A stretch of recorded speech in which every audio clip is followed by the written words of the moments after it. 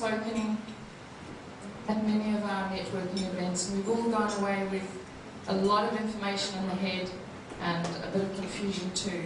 So this is your opportunity to ask Paul any questions, anything you like, and he's also going to give us an update on SEO and Penguin. So over to Paul. Thank you very much. Confusion. I don't know if confusion is such a weird thing to be walking away from, especially after an event like this where everyone relies so heavily on getting good results from your marketing efforts. I hope I can clear some of that confusion today.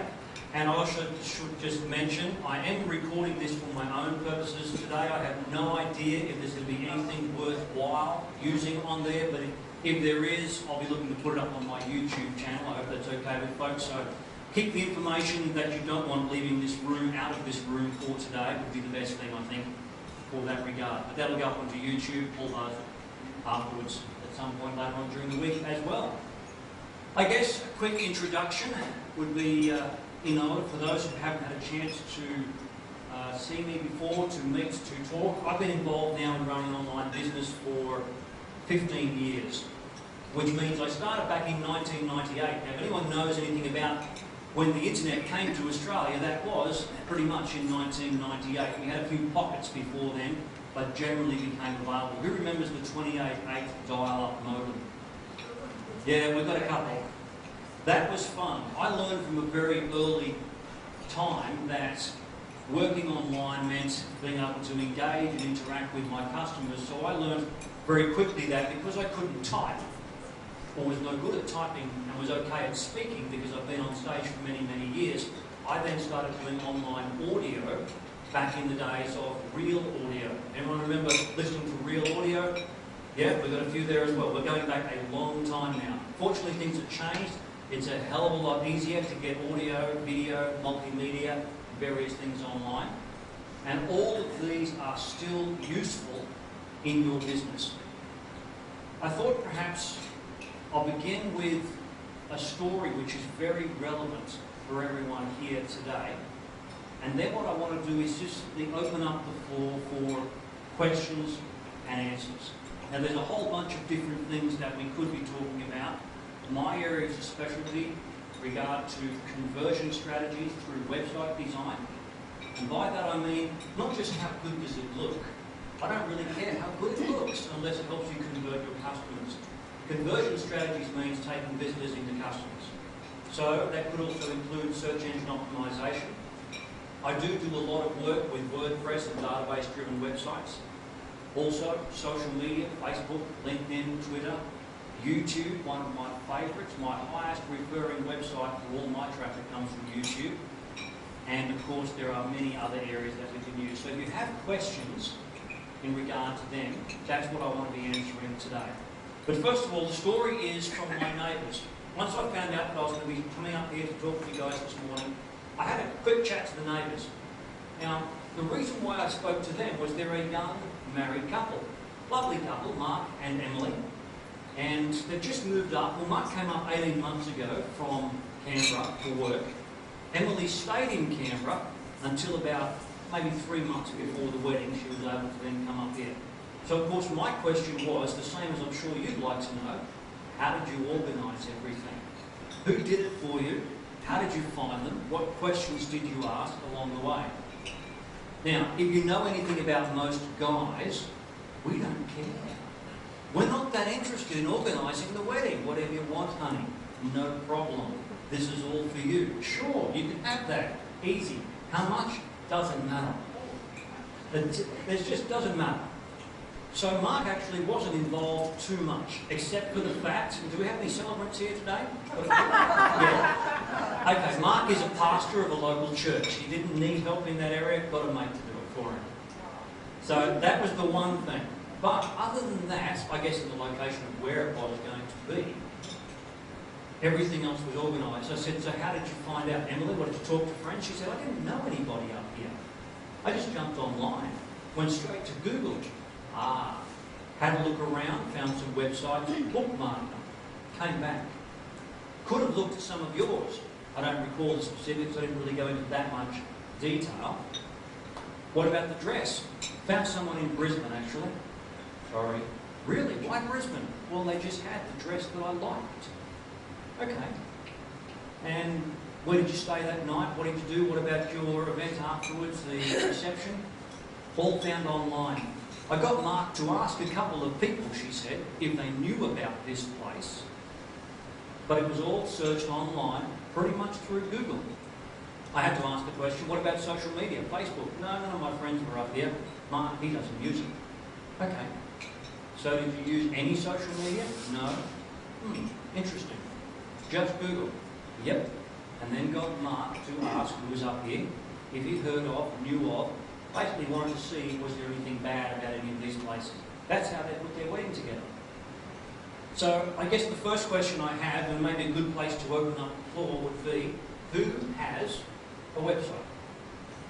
Leave your hand up if you are on your preferred search term being found on the first page. Right. Anyone in the top three? Couple. Good. If you're not in the top three, you're pretty much wasting your time.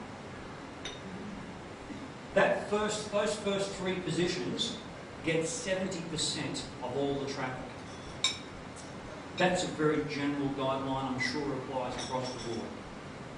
The ones that are underneath that, however, though, are in a beautiful position to be able to move up. I have a client who contacted me about a month ago after a year of trying with someone else. He said, Paul, I'm actually position number 3, but I want to get to number 1. Can you help me? Sure. First rule of thumb, for those of you who are on the first page and you want to move up a little bit further, don't make any more than one change at one time and then wait and see what happens. The word of warning comes from a story I saw in the Queensland Business Group on Facebook just recently. Someone said, these guys took over my website, did all of the SEO, and I've just vanished. I was on the front page, position 5, position 6, for wedding photography, someone from Brisbane. I said, where are you now? They said, I don't know, I can't find me. So I used my own search tools that I paid to get access to, did a search. I said, guess what? They said, what? I said, you're not even in the top 50. Might even stops after that. What did they do to your website? They did the search engine optimization. Really? Never more than one thing at one time, see if you move up or down. That's just a good rule if you're already in the search engine, getting a reasonable ranking, page 1 or page 2. Otherwise, you literally can just disappear. Now, there are always major changes in the search engines. I was presenting in Sydney recently for a search engine optimization workshop, and the day before, the news is out about the Hummingbird update. Oh, thanks guys. 4 hours to update my slides and my presentation to get things current and updated. Who's heard of the Penguin update from Google? Yeah, we give them, they're like cyclones, we give them good names. Panda? Okay. Hummingbird? No, not at all. Oh, good, thank you. We give them names to make it easier. I don't know who gives them the name, actually. I'd like to find out, maybe a bit more creative. But in a nutshell, major updates are given names to make it easier, I guess, for us to remember them. And then they have minor updates along the way which are related. I'm not going to go through all the boring stuff about each and every update, except to say this one thing. Google has only one primary goal with its search engine work.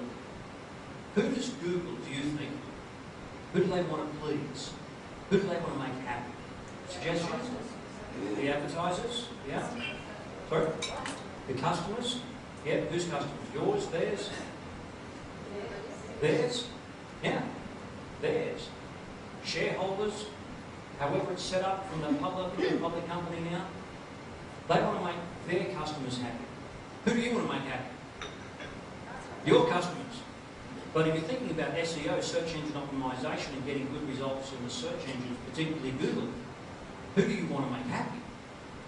Google's customers.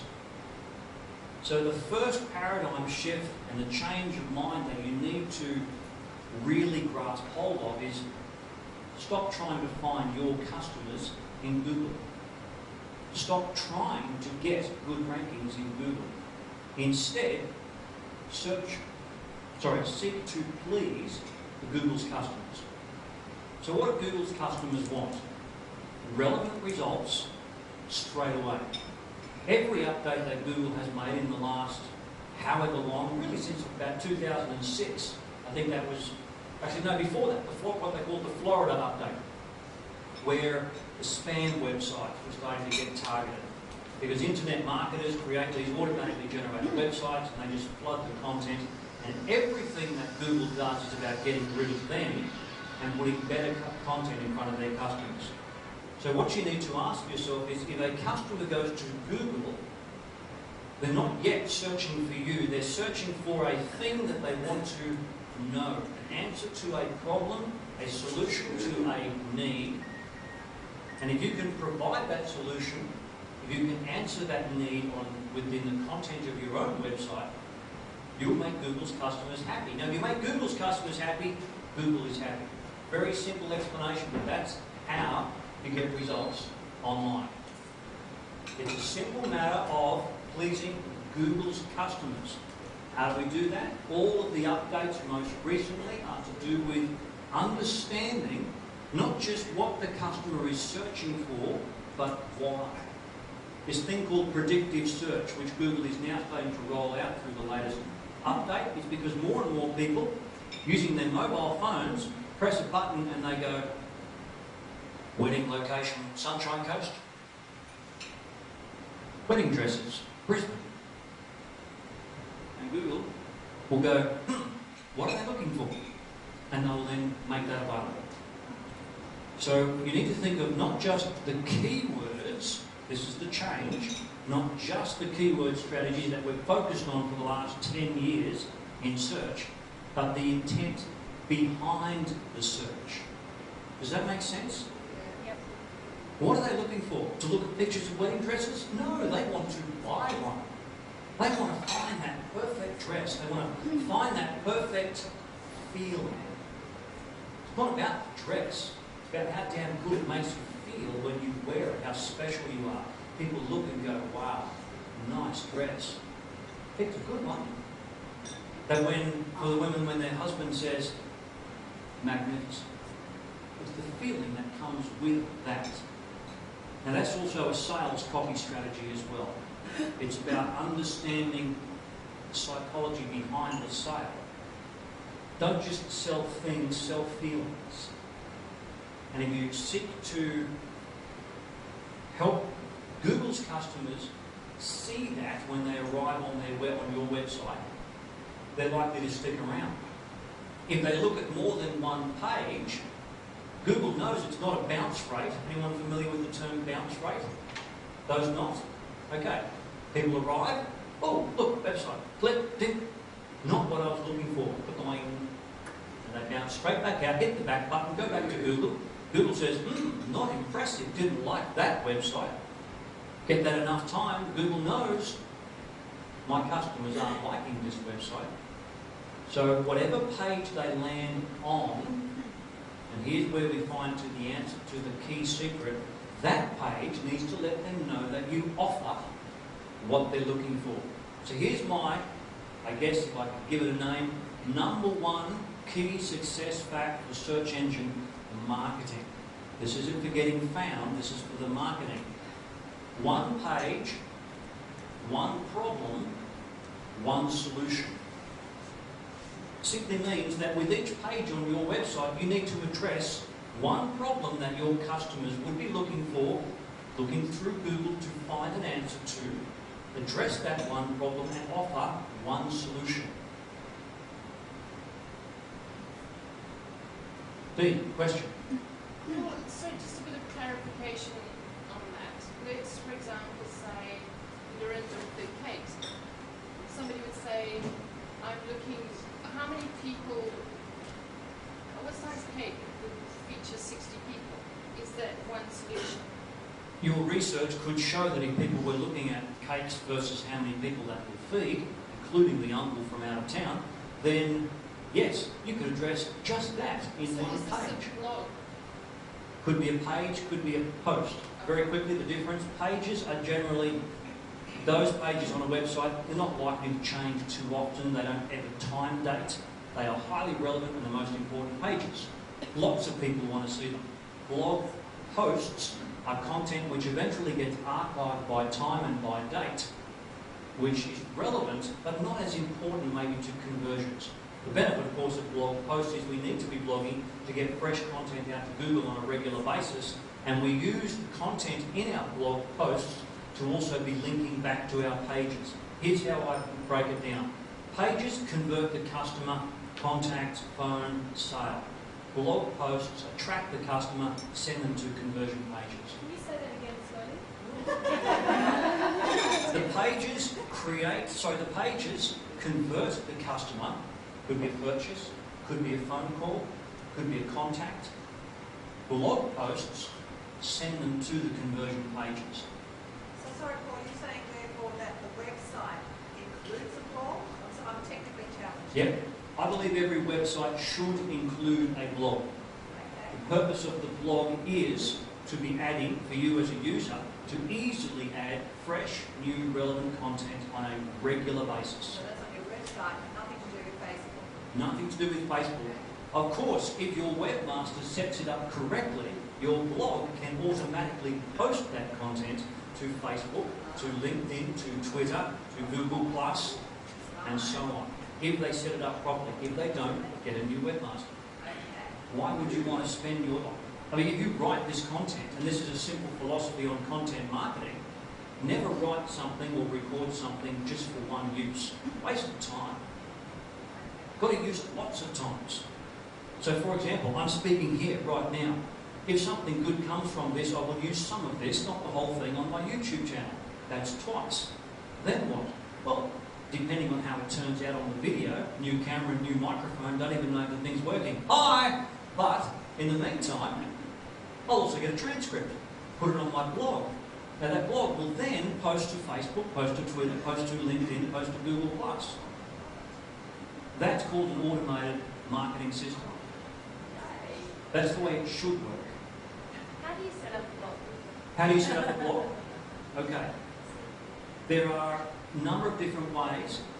If it can be attached to your website, you need to check with whomever built the website. If you have a WordPress website, it's extremely easy. Most CMS or content management systems do have the option to add a blog. If they don't, then I suggest that you set up a WordPress blog on a subdirectory of your own domain name. Now we're going super ninja technical shit, alright? So, I want to stay away from the technical today. For those of you who understand it, great. For those of you who don't, here's the question. Do I really need to spend 6 weeks learning this? Or should I get someone who can do it in half a day? Seriously, how are you better spending your money? How are you better spending your time? Can you maybe close a customer that you've been talking to in that half day who's worth 3 times what the cost would be of getting someone to do it? Or is it worthwhile spending 6 weeks? Now I know there is a balance of bank accounts there somewhere, but that's a decision. But yeah, subdirectory of your own website using WordPress, if it's not available with just literally a push of a button. Don't use Blogger. Don't use WordPress.org, I think they have their set up on. Do not have it hosted somewhere else. Have it on your own website. Simple reason. This is why all your content has to go on your own website and then go out to the other places. Facebook decide they don't like you, or maybe they change their terms and privacy policies or whatever. There goes your Facebook account. Maybe YouTube gets a complaint from a customer, a competitor who doesn't like you. Happened to me once. YouTube account gets shut down. Now I was able to prove that it was a competitor having to go at me, got it all back, but that's rare. Twitter, not your, you don't own that. WordPress, you don't own that. Blogger, not yours. Any of these places can shut you down at an instant. Mind you, start sending spam, someone complains about your web host can shut you down as well. Quick thing on that, my pet peeve, I just wrote to someone about it this morning. He sent me this really nice email newsletter. I emailed back. What a pathetic way to do business. Send stuff to people who didn't ask for it. So obviously don't ever do that. I'm really short with people who send me spam. Honestly, I can go to network meetings And I'll give someone a card and say, "Hi, give me a call sometime." Next thing I know, I'm on their newsletter list. I didn't ask for that. If you'd like me to be on your list, just ask, "Would you mind if we sent it?" Oh, that'd be fine, no problem. Thank you. But never send or add them to a database mailing list if you haven't got their explicit permission to do so. It takes just 1, 2, maybe 3 people to complain to your web host. Your website is shut down. Not much. Do you need their permission in writing, or is or you just add permission I think if they verbally say yes? on that, verbal is okay, but I would say, how often do you send your newsletter? See, mine goes every week. And I will often say, as I will at the end of today, I'll ask if you'd like to subscribe to my newsletter.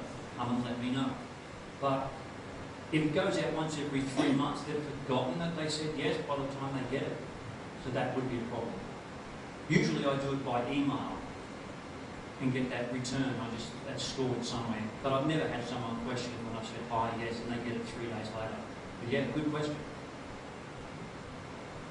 All right, so we're talking very simply about the customers, what they want, how to syndicate content, get it out there. The simple rule is this: create lots of relevant content, put it on your website, and then get it out to invite people to come back. You need to decide where the conversion takes place for your website or for your business. Maybe it does take place on Facebook. Maybe it does take place on YouTube or somewhere else. But wherever that conversion takes place, that's where you need to get traffic coming to. In my case, it is my website. So I have conversion goals. Anyone ever heard the phrase before, or even thought about what their conversion goals for their website might be?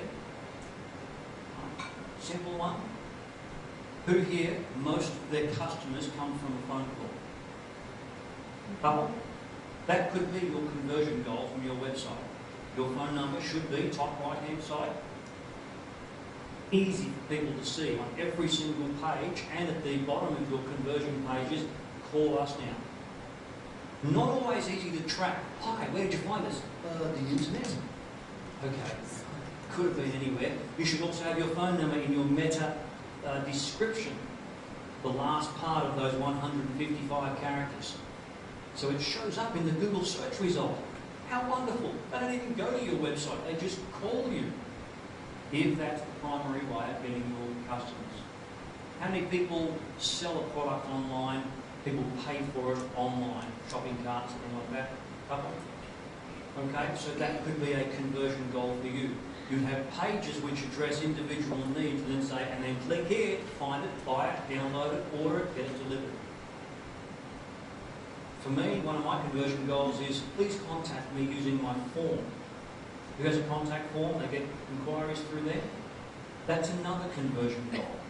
Easiest, probably the easiest one to track actually, especially with something like Google Analytics. So you need to know what your conversion goals are for your website. Who has a newsletter? You mail out on a regular basis?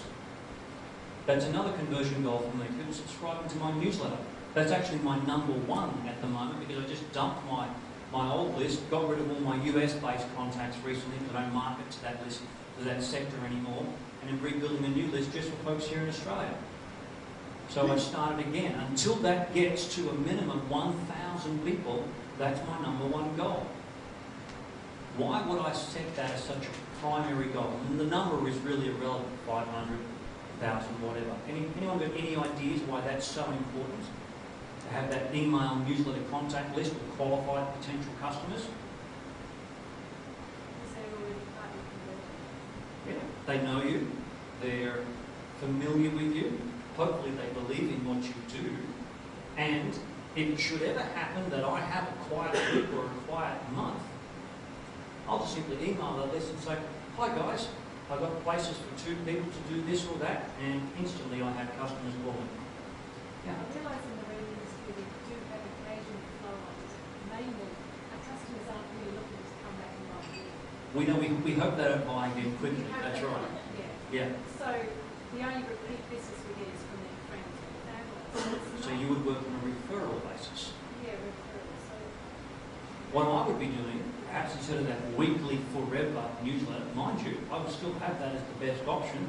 If they like your stuff and they're then sending it to their friends, good enough. Also done their wedding. Yeah, that's right. They've done their wedding, they're over the wedding, I understand that. But there's a good chance, depending on the age group, that they know other people who are getting married. And so you could be focusing on, instead of just call us, send this to a friend. Do you know someone? Send this to a friend. So that could be a conversion goal, because you could set up a tracking goal through your newsletter that if someone clicks that, refer a friend, you know. And you could use Google Analytics to create such tracking goals. So understanding the conversions, very, very important. And you want to get more than just one use out of every single thing that you do, wherever possible. Yeah.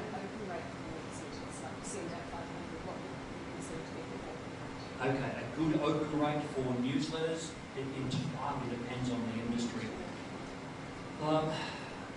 Couple of things on that. 50% is fantastic, really is. More than that, awesome. Depends how pre-qualified the list is. Another question will come back to in just a minute, but just quickly on open rates. I did have someone doing some work when I was changing and merging my lists around to a custom list section, which I now run on one of my websites rather than an external one. And they said, wow, your open rates are really, really bad. She said, you need to improve the content of your newsletters. And I said, well, why? People haven't read the newsletter before they decide to open it.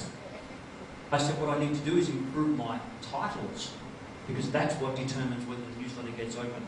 And she was basing that on 3 newsletters that have been sent out on that particular system. So yes, always working to improve the title, and then you have most systems will will track the click-throughs of the URLs within the email system. So those 2 things can let you know whether your newsletters are actually working. Good idea to have a call to action, something small with every newsletter. Get people used to clicking your links. Ask them. And if you wouldn't mind, share this on Facebook. You get 30% if that will do it. But good idea to get them asking. Definitely. Do I see your hand come up over here somewhere? No? Ain't mine? Alright, so let's just quickly wrap up this part. We started talking about the SEO, then a little about conversions on the website, and then newsletters, which is following them up. Now, how many people have actually sat down with pen and paper, easiest I find with pen and paper, a nice drink, a cup of coffee, something stronger possibly, when you've got a few moments to relax and just thought, what is the buying path that my customers are likely to take? Where do they start from? Where do they go first? Where do they go second? Where on my website are they likely to go, or can you look at your analytics actually to find out exactly where they go? And then thought, I wonder if I can improve each of those steps along the way. Anyone ever thought that before? Does it sound like a good idea? Yeah. Sounds like a great idea. I try and do that at least once a month. And I come down here to Manullabra, actually, just one of the coffee shops, sit down and think, all right, I've looked at my numbers, I've looked at my stats, I know that most of my people come to my website from YouTube. I discovered this about probably 6 months ago. So I looked at my conversions and thought, a lot of them are actually becoming customers. Interesting. What do you think I then did with my YouTube channel? Any ideas? Who has a YouTube channel? Okay, the rest of you put your hand up on this next question. Who's going to create a YouTube channel? No, I mean everyone, you need to have a YouTube channel. That is not negotiable. You must have one. The question? I think, yes, it's very easy. Let's set up a YouTube channel. My question is, let's say I do a video of today's thing. What do I do with it? How do I edit it? And I think that's a stumbling block for a lot of people. Is Sure. What do you do with it now? Okay, there is actually, if you want to get someone who can help, and they don't know that I've been promoting them for the last 2 weeks, but I met a young fellow just recently who has a new startup at the Enterprise Centre at the University of Sunshine Coast. It's called the Vlog Pod, VLOG pod.com.au, blog pod. And they have some very affordable packages which can either be one-offs or monthly, putting together videos for YouTube. Very professional, a lot better than I can do. First thing you need to decide is what will your customers expect from you? Do they need a professional video? I sat down with some clients yesterday, a couple of lawyers. Yeah, I think they should have a good, clean-cut, well-edited video. So I made that referral for them, they'll get it done. But do you really need one? Maybe what will make the sale for you is not just your product, but also you behind the product. If you don't mind being in front of the camera, that's one way to do it. You can then get someone to edit it. Editing is just a simple top and tail, usually, which means something nice for the beginning, some way of finishing it off. The question you need to ask is this my job? Should I be doing this, or should somebody else be doing it? Here's why most people don't do things, the honest answer. They're afraid to pay somebody else. Because they think, oh, small business, I should do it myself. It costs you $100, $150 to get someone to top and tail those things for you once a month. Easy to do. Yeah? And obviously with a video, it can't just be visual, there has to be words to get it up in the Google ranking, correct? Okay, you're talking about the words, the content within the video. Still under debate. I personally believe that the content of the video, the text, as in, the voice, words, do assist with the Google ranking. We don't know, they won't tell us. Some experts disagree. I say possible. Now, if you want to have a professional transcript done of your video, I use a service called speechpad.com. $1 a minute. That's pretty good. You don't want videos longer than 5 or 8 minutes. 3 to 5 minutes, 8 minutes maximum, unless it's obviously a training video of some sort. $3. Who can afford that? Of course you can. $5, easy to do. It's a 7-day turnaround. So you can get a professional transcript done, which then you'd also put on your website. You can also get, I can't remember the correct term, annotations, I think it is, which goes somehow embedded, don't ask me how, into the YouTube update as well, which can help with your rankings. But most importantly, good title, good description, and the more engagement, the more popular your channel gets. Google says, people like this, they start giving it to their customers. Now, 6 months ago when I said, I'm going to start focusing on my YouTube channel, I think I had around, really don't remember, would have been maybe 600 or 700 subscribers. Now I have, I don't know, probably up to 1,400, somewhere thereabouts. It's literally doubled.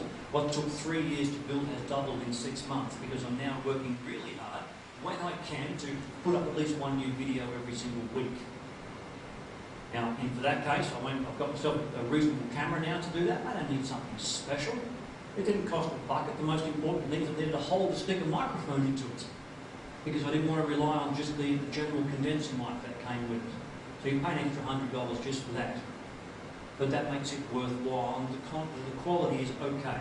You need to decide what do your customers expect, what would they want. So if it's cakes, cakes, yeah, yes, they want. I think they want to have good photos. Maybe even just one, showing them the detail that goes into making. Not how to make it, we don't want to do that. I want to buy them from you. But just a couple of bits and pieces. Or some videos on the process of putting it together. I don't mean the physical, I mean, so what do you want for your cake? What kind of questions? Q&A, sitting down, maybe an interview. What you might do with a client, with a customer, with someone who's looking to buy one of your cakes. Show them the process that they're going to go through and show them how easy you make it. That is the good key. But you can also do a slideshow. That's another great way to do video. Just a simple slideshow. I use a program called Wondershare Video Editor, I think, or Wondershare Slideshow. So I have some nice images, and this thing will just make a slideshow video out of it for me, which looks really cool. And then I can upload that, and it's done. I put some music behind it. YouTube has royalty-free music that you can access, and it just simply goes up there. It looks great. So that's a really good way to do things as well. But a good title, a good description can get it found in the front page of Google. Has anyone ever seen YouTube videos show up on the front page of Google? Yeah, all the time. One other little sort of, I guess, key that will make that easier. Whatever search term you're looking for example, wedding cakes, Sunshine Coast, Google it. If there's already a video there, it might be a hard ask to get yours up on that front page. But if there's not, go for it. Doesn't mean you can't do it. I've got a friend in Sydney, he and I just play games pushing each other's videos out of the first page of Google. Because I'll do one, it'll go on position 3 or 4, and then he'll do one and bump mine back to the second page. So I get really shirty and then go and take mine down and put another one up. And we just play games with each other. That's what we do for fun. Strange, I know. But it proves it can be done like that. But you need to have engagement on your channel. You need to have people looking at it. So you post a video to YouTube. What else should you do with it?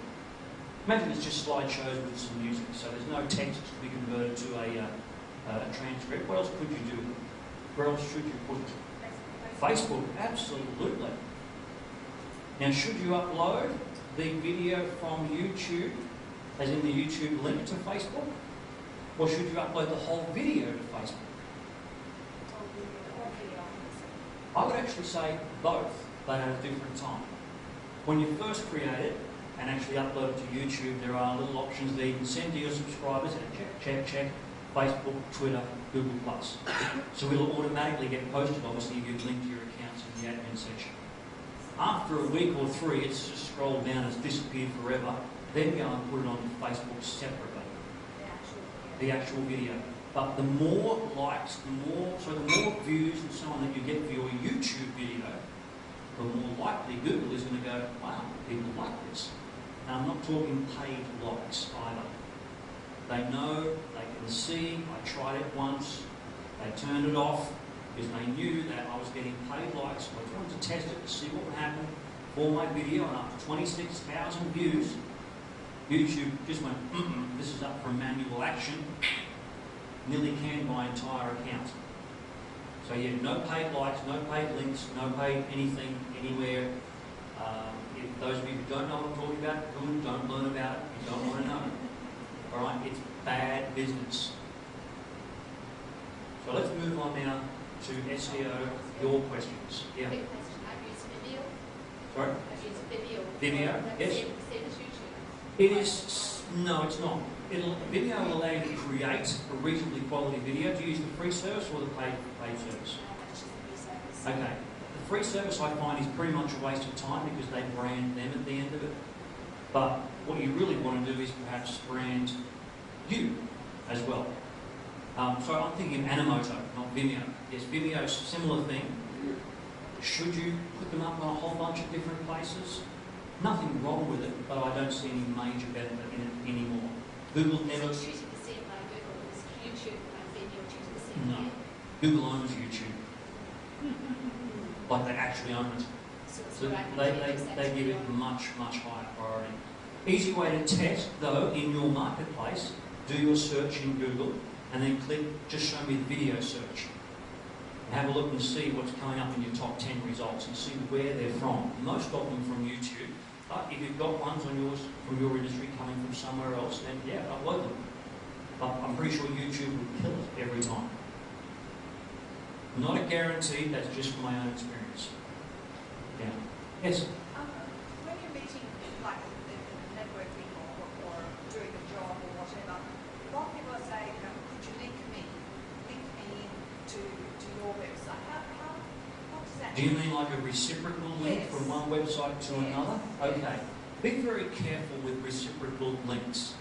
First of all, from a Google search engine point of view, each time that you link out to somebody, you can be giving away what's called link juice, which is the super ninja technical term for it, or more accurately, you can be giving away some of your page rank authority, which means, as you might want to write this one down, any external links from your website must have a rel no-follow code attached to them. Yeah, I know, we're getting super ninja technical stuff here. You can just check it by viewing the source, or if it's not your job to do it, ask your webmaster. Nothing wrong with linking to somebody else, but you don't want to pass on page authority because that's a small factor in your Google rankings. Here's the bigger question, and this is what Google's really interested in though. If someone were to click that link, one of your customers, is it going to be good for them? If it is, no problem. Do it. And you don't even have to have them linking back to you. Link exchanges these days, it's neither here nor there. But if you have lots of links going out and then lots of links coming in, Google won't actually like that. Not too many. Not a good thing. A lot of the updates in recent years have been targeting what's called link building. These days, if you were to bring up 9 out of every 10 SEO people, can you do some SEO for me? Yeah, we built links. No more. Stop. Stop link building if you're doing it already. The kind of link building that Google wants is what's called organic shared links, i.e. real customers like your real content and share it themselves. Social media, a link from their own website, that kind of thing. Google want to know that people like it, because you can build links automatically and you could be very heavily penalised for it. It's such a big thing in Google that they now have a process through Webmaster Tools where you can actually disavow links that you don't want to be pointing back to your website, i.e. say, Google, ignore these ones, please. That's how bad a problem it can be. And Google can just also put a manual spam action on you and there goes your website. Automated links, 2 is too many. Absolutely. Manual links, 5,000, 20,000, no limit. If your content is that good, yeah, they're catching up on people now. I have a customer in Brisbane I was talking to about 2 weeks back who's just been hit recently, even though this started happening 6-8 months ago. But if anyone's building automated links for you, stop it. The reason why is most people, when they're building automatic links, will incorrectly use the same link, their home page, the same link text, again and again and again, and that's what Google sees. Which is why 5, 10 is too many of them. I got hit with this myself when it first happened. Whereas you need different links, different link text. And if someone does it manually themselves, that's exactly what's going to happen. And I'm not talking about getting an army of trained monkeys to manually do it for you either.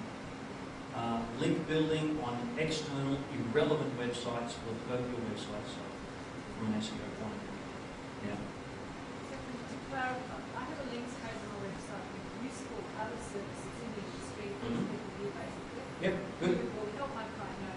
They ask me, do you know the forest? I say, check my links page. Is it no good for Yep, that's perfect. It's good for the customer. Can we hear the question? Yes. The question is, I have a links page on my website which refer to other relevant services, good for my customers. Florist, take decorator for example, different services for weddings. So is that like a we recommend? We recommend. Yeah. Good thing to have because it's good for the customer. Remember, Google, very clever. They just know what you're doing. Big brother, literally. Find something on your website, not what I was looking for, go back again, go somewhere else, arrive, disappear. Didn't like your website, didn't like the relevant links, whatever. Good to share the relevant content though. So what do you mean by automated? Automated? And automated links are created by programs basically, or people, and I mean literally I have a friend who was in India recently and he went and visited the link farms, which is just my term, literally, and there are 1,000 people sitting there building links, making Facebook posts and likes and all these types of things, you know, for a buck of an hour or something like that. That's all automated. Same thing getting repeated time and time again. So it's these people are ringing up saying we can Yeah. pick you up in SEO. Yeah. That's a good question, yeah. We can help you with your SEO. Who's had an email saying we can help you with your SEO? Okay. Now, when my customers get that, Paul, what's wrong? Someone said they can help me with my SEO. And I said, well, yeah, I can help you. You haven't paid me yet. But there's a guy called Matt Cutts. Now, Matt Cutts is Google's head of what's called the canned spam team. He deals with web spam, link building is what he calls it. And his whole job is just to penalise websites like that and manage the algorithms. In a video a few months back on YouTube, he said, I get the same emails. People send him emails saying, we can improve Google's ranking on Google. Don't feel too bad, unless you're left out, of course. But everyone gets them. One of my clients emailed me just yesterday, said, I just got getting these spam emails. How did they get my email address? I said, well, for one, it's on your website. But I said, trust me, everyone gets them. Even Google get them. We had our website manager offer us the SEO part of it, so they could guarantee us first page on Google. But a guarantee of first page on Google. Is it possible to do that? Sure. When you pay for it with a pay-per-click advertising campaign. Other than that, no, it is not possible. Well, that was flat rate. No. Question is guaranteed rankings on Google. Now, I'm going to actually quote Google, if I can get her name correctly, Miley Oye, another one of Google's employees. This stuff is on YouTube. Google has their own channel. It's called youtube.com/webmastertools. There's another one for analytics. Recently, and a whole bunch of different things about SEO, these are some of the things to watch out for. People who promise rankings. You absolutely cannot, even people in Google cannot guarantee you a ranking in Google. We didn't make it. We sort of said it a bit. Yeah, it is not possible. Yeah. I'm very fortunate. I have excellent results. All clients that I've worked with from an SEO point of view so far have found their way to the front page, except one. Still working with him. Highly, highly competitive. We're slowly getting up there. I think actually, no, he's got a few on the first page, just not the top 3. So do you have to continually work with that to keep it up there, obviously? It's not Yes, like well, you're I'm still building content for him as well. We built together a whole list of different sort of search terms that people would be looking for. We looked at questions around those search terms, the intent behind the search. Now we're writing content to answer those questions and getting it up onto his website 1 to 2 pages a week. Don't want to throw the whole lot up there in one go in case Google doesn't like it. We won't know until we see and test and measure. We have not done any link building. We've done no stuff on external SEO at all. It's all on his own website. Stuff that's useful to his customers. Question? So how long would you wait between making those changes? So you just make one change? 1 to 2 weeks. 1 to 2 weeks is enough time to wait between making changes. If you're any lower than like position 15, mid-second page, do the whole lot in one go. There's no one's looking at you anyway, basically. So do a bunch. Sorry. You stand out. No. It's all right. How do I feel about using Google AdWords for paid advertising? Fantastic thing. But let's talk quickly about Google AdWords and some of the principles for success. Number 1, make sure you have a daily or weekly cap on your spending. Otherwise, you just might get hit with a $1,400 bill, like someone I know recently when they didn't do that. And that was for 2 days of ads. That wasn't their biggest mistake, though. Their biggest mistake was they had somebody else set it up for them and sent the traffic to the home page. Hang on a minute, Paul. Shouldn't we send the traffic to the home page from paid advertising? Hell no! Send them to a targeted page that presents one problem with one solution and a call to action at the end of it saying, contact me, call me, buy now, click here, subscribe, an actual dedicated action which says goal achieved or not. So you need to know. Never send paid advertising to your home page. Your home page is very simply to guide people to where you want them to go to take action. Is to show them the options and go, this is for you, this is for you. Does that make sense? Yeah, that's the franchise. You can still create a page on a website somewhere to target individual customers for a particular need. The ad shouldn't be a general ad. It should be, like with cakes, for example, are there different types of cakes? Sure. So your ad isn't going to be wedding cakes. It should be just one type of wedding cake. to a page about that one type of wedding cake. What if that one type of wedding cake isn't the type of wedding cake that that person is looking for? Then they have other options because your menu is still available. But if it's not the type of wedding cake they're looking for, chances are they wouldn't click your ad in the first place. Which is why you need to target it. Don't pay for unnecessary traffic, is what I'm trying to say. Two biggest problems, the reasons why people fail, most people fail online. Number one, they're not getting enough traffic. So they go and find someone, get me traffic. Number two, they're getting lots of the wrong kind of traffic. So you can have multiple ads for the different types of cakes. Test and track through your analytics, your conversions on each individual ad to see which one's generating the most business. Get rid of those that aren't, keep the ones that are, and work it that way. That's the secret to advertising, is to advertise for one thing. Actually, sorry, that's marketing. Advertising is, hey, look at me. Marketing is, here's what I offer, come see. And then do this. That's the key. And then do this. Advertising is just like take a shot. Another question? I've been doing, I looked up free traffic things, like buzz traffic. Are they any good or? Free traffic things, banner traffic, those types of things. Yeah. Look, the only advantage of them is they're as cheap as chips, Yeah. but they usually send you crap traffic. Yeah. So if you're going to do it, and it's worthwhile testing, send it to one individual page with a call to action and test the conversions. Remember I said right at the very beginning, conversion strategies? I actually don't care how much traffic you get, I care about your customers. How many customers do you get? What are your conversion ratios? If I sit down with someone new, then I'll ask them, so how many customers did you get from your website? How many visitors did it take for that? Well, we need to know that. Oh yeah, but no. The numbers actually tell the whole story. Someone says to me, well, okay, Paul, what's your conversion ratio on your free newsletter and that special report you're giving away? This past week it was 2.36%. Of every single visitor to my website, no matter what page they landed on, 2.63% of them subscribed to my newsletter. Now the interesting thing is, nearly 5% of them actually went to the page, but half of them left. Interesting. That's the kind of things I like to know. So I had 30 people, for example, look at this page. 15 of them went, yes, I will do that. 15 of them went, no, I'd like to know why. So I've created a second landing page for my newsletter, which will be used for Facebook advertising.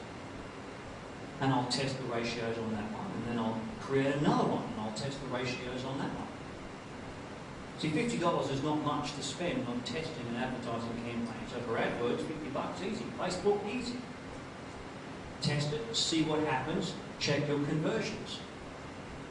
So if you spend $50 here and get 2 contacts on ad number 1, but ad number 2 costs $50 and you get 4 contacts, which one should you run the second time? Who's ever done split testing with their advertising campaigns?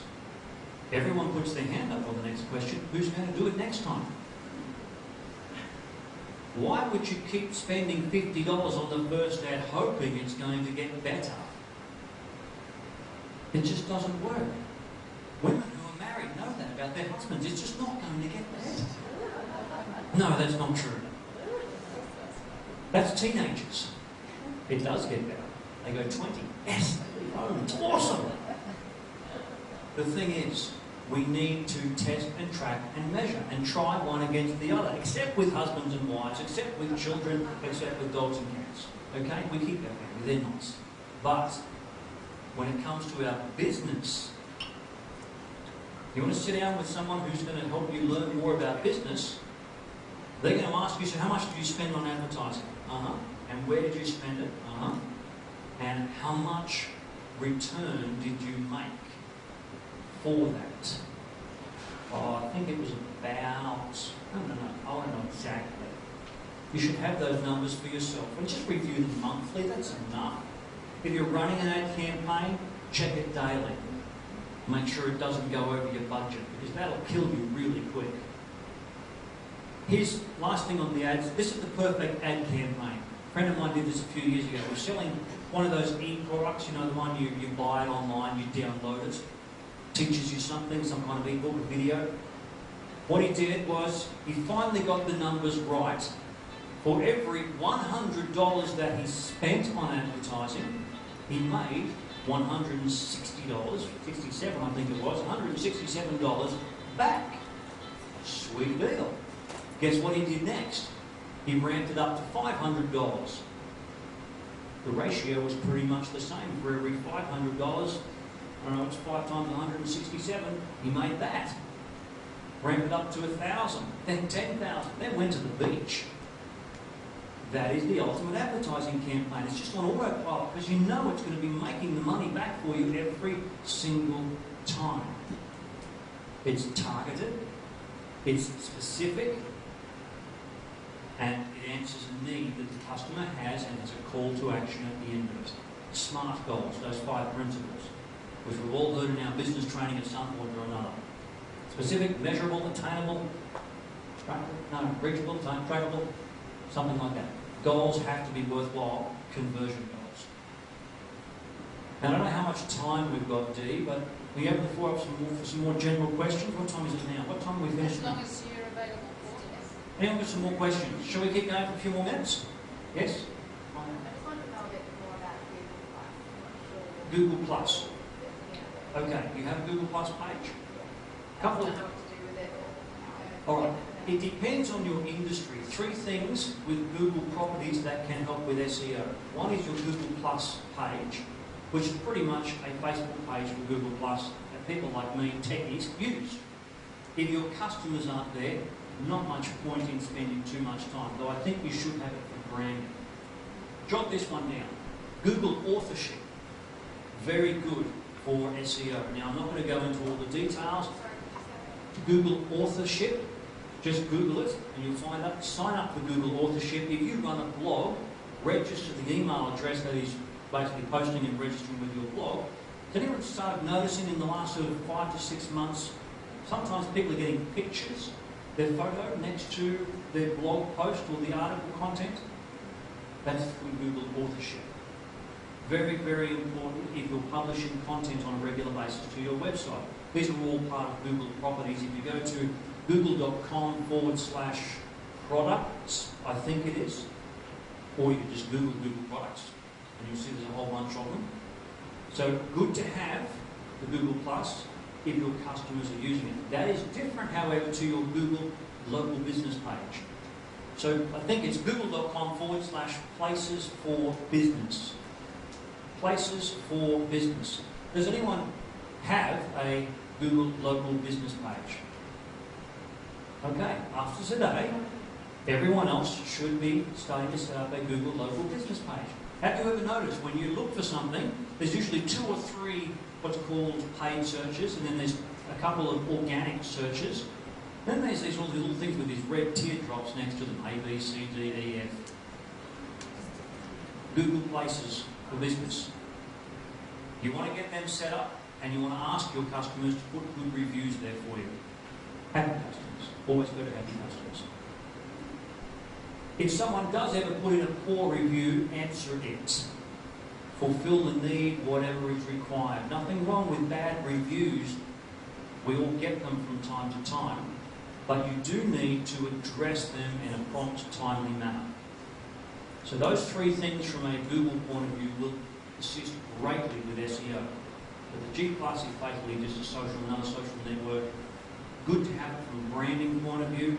If you're posting to a blog, syndicate the content so it gets automatically posted as well. But other than that, probably not much value for your customers. Have to check. Yeah? Posting a blog and doing it with Google Plus, it's sort of more like a blog site. Yep. It tells you if it's good, bad, and then you change the keywords and it makes it...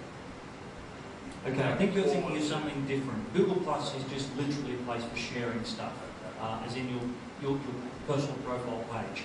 There are other tools, webmaster tools, there's analytics, neither of them do either of that also. Talking about whether a blog post is good, there's relevant content, keywords and so on. The keyword tool, I part of Google AdWords. So this stuff is just like, it's just so much stuff. How are we supposed to keep up with it? Just write for your customers. Stop focusing on keywords. Write for your customers. Use the keywords, but think, what's the customer actually trying to understand? And write for that. Yeah. Barry? Let's say I want to pay someone like yourself, who's Mhm. an SEO company. Let's say I'm on page 2, I'd like to be on page 1, or this through Yep. So look, you're paying for SEO. Yeah. Yep. So could you just talk me through what I might get for $100, $500, $1,000 from what I could expect to achieve? Okay, what do you get for what you pay with SEO, I think is the question? Yeah. Yeah. Very simply, you get the same thing, it just takes longer. I have some clients who pay me $1,000 a month to be doing the work for them, and I get twice as much done than what I would someone paying $500. There are 4 things, and I'll give these to you, and they are the importance in order of priority for your notes with SEO. You must understand, or whoever's doing it for you, must understand the power of keywords. Now, I know I just said, ignore the keywords. The keywords are the foundation. But what's the intent behind what they're looking for? These days, people don't just punch in keyword, keyword, keyword. They'll put in the question more and more commonly, as I talked about earlier. But the power of keywords shows the concept, the strategy, the general idea of what people are looking for. Then you need to understand, or your webmaster needs to understand, the power of content. Now, the content is vitally important. However, keywords come before it, because if you write the wrong content, who cares? That content is the stuff on your pages that you have control over. Then there's something which I haven't spoken about at all today called the power of internal links. Internal links are the links on your website, in your pages, that link to other pages on your website, various pages. You need to have a good internal link structure, which is just basically good navigation. But there's many SEO things that come into that as well. The 4th thing is the power of external links, which we talked about with link building. It is the least important of the 4. And yet that's all there is, all you need to learn, all you need to remember when it comes to search engine optimization. The power of keywords, content, internal and external links. That's all there is. If your SEO guy goes straight to, or girl, yes, we can do some link building, run away. If they don't do keyword research first, run away. Like seriously, just head for the hills. It will hurt. If they don't want to, first of all, improve your on-page content with both a good link structure and good content, run away. So that's what you get. But $100, about an hour's work. And people say, why does it cost so much? Well, for example, mine's $150 an hour. I've spent 15 years learning this. Happy to spend the next 15 if you want to, learning it as well. But also, at least an hour to an hour and a half a day, I am learning and reading more on this area, as other specialists are as well. See, link building, cheap, no learning needed.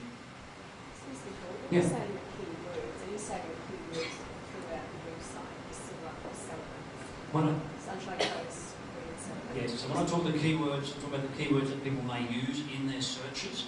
Obviously, they do need to be on your website. That shows relevance for your website. It's shown in 2 different ways. So keywords, obviously, the research that you do, what people are looking for.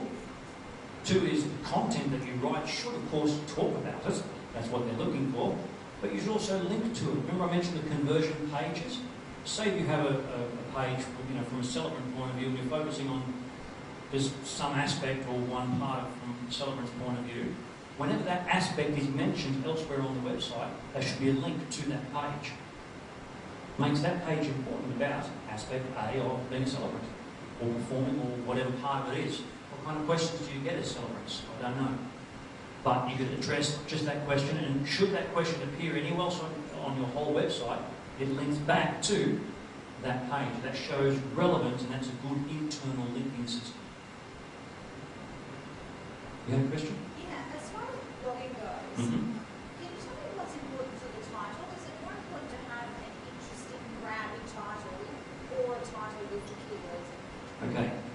should we have just an interesting grabbing title or the keywords? Both.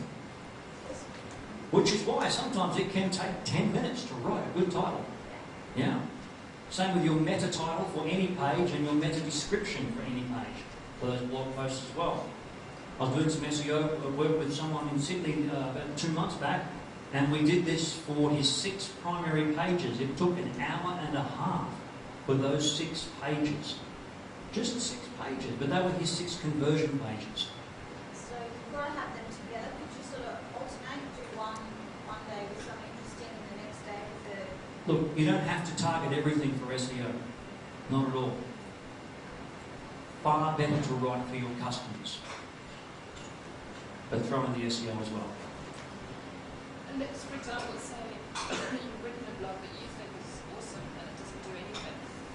Can you rewrite the blog or tweak it? At a later stage.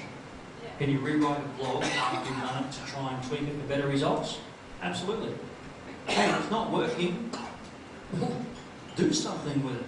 I have about 60-something blog posts. I've got 900 plus on my page, but on my website. But 60 odd that are just in draft mode at the moment because they weren't doing anything, they weren't generating any traffic, and I was cleaning up, so draft. And there, when I'm too busy to write something new, I'll go back and just edit one of those. How much of it do you have to change? Oh, you don't have to change. Just change maybe the title, the URL, for example, and the URL is the actual web link. Question on URLs: should you or should you not change one? Check your Google Analytics. If people are landing on that page, so the analytics report for landing pages, don't change it. Good enough. But the title, maybe some images, the call to action at the end. You know, is a blog post working? How do we know? I have a reasonably high bounce rate on my website because I have lots of people, thousands of people, who subscribe to my updates through various manners. I publish a new blog post, they jump in, they jump back out. They just want to read it. So it's a fairly high bounce rate. It's around 63%, I think. So do you have to repost it to Facebook and Google to see that you've changed it? If with my system, I use WordPress, so if I'm reposting, rescheduling, I'll actually reschedule it for a future date. And then my system will just syndicate it everywhere after that. But only if you're going to be putting in a call to action. Don't even waste your time if you're not going to put in a call to action at the end. Simple call to action, subscribe to my newsletter. Or another one. Now go and like my Facebook page. Got you twice. Sorry, just on that again, do you have to take the whole blog post off No. and then put it back on? Well, it depends on your CMS and how it actually works. In mine, if I reschedule something, it just disappears and will automatically get posted later. But no, you don't have to take it down and put it back up again.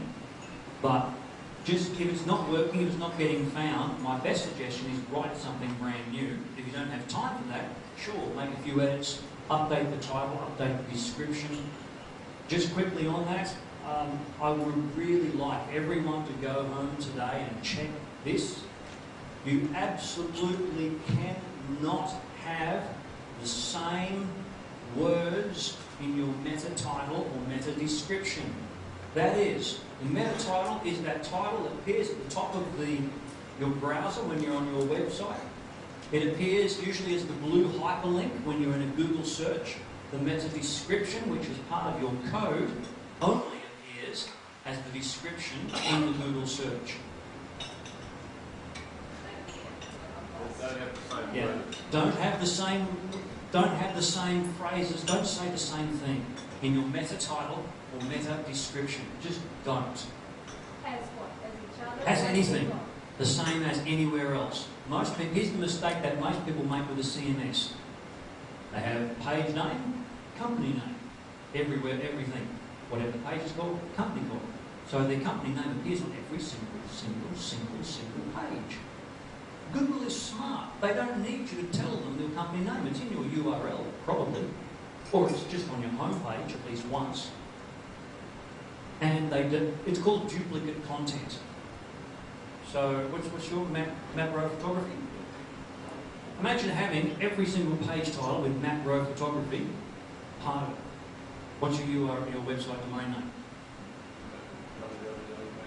macrophotography.com.au. Anyone who looks at that in Google is going to go, this is macro photography. why would you, number one, go totally against what Google wants and have duplicate content? But two, more importantly, why would you waste that space when you could be using it for perhaps some targeted keywords or a call to action to click here? Search engine marketing isn't about getting found in the search engine. It's about getting people to click through to your page.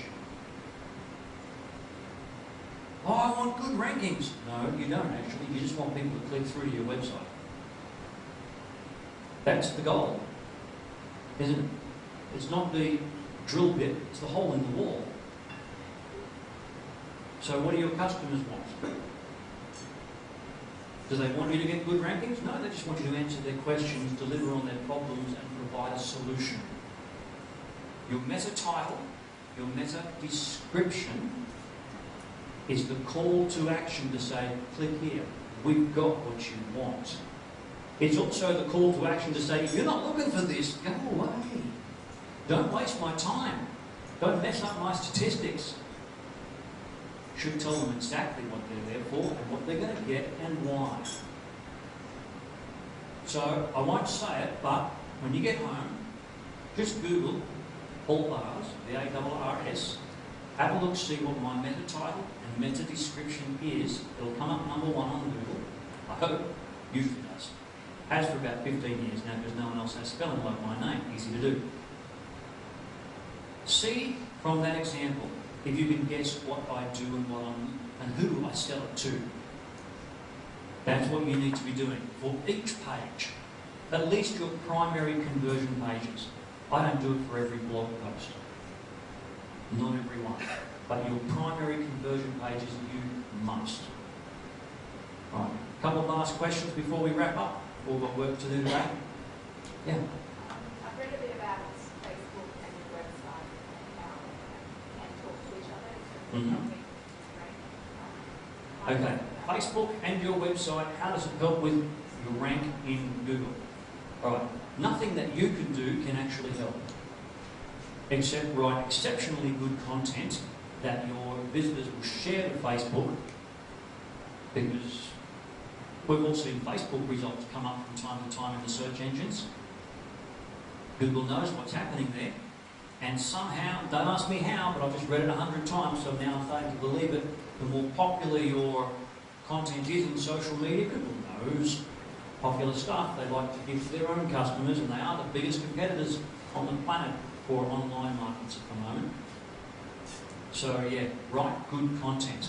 Now just quickly on that last thing, I guess, in that regard, don't ask me how to do this, I just know it can be done because I've seen it done, and I'll tell you the story, so if you ever decide you want to do it, go and find a ninja who can show you how to do it. Actually no, they'll just do it for you. It works like this. Recently I was doing a video, I recorded a video from a piece that I found, and I had to put some background images to this video. And in those, I needed a photo of the painter Raphael. I needed Raphael's Lady on the Barrel, because it was mentioned in the piece that I was doing. So I found the best photo I could find was on an art store, an online art shop. Cool, I like that photo, I'm going to use that photo. It was just a private thing, didn't need it for anyone else, and I didn't pay royalties and so on. Next thing I know, when I'm on Facebook later on that night, the Lady in the Barrel is there in my ads. She's following me, literally. And I thought, this is really interesting. How did this happen?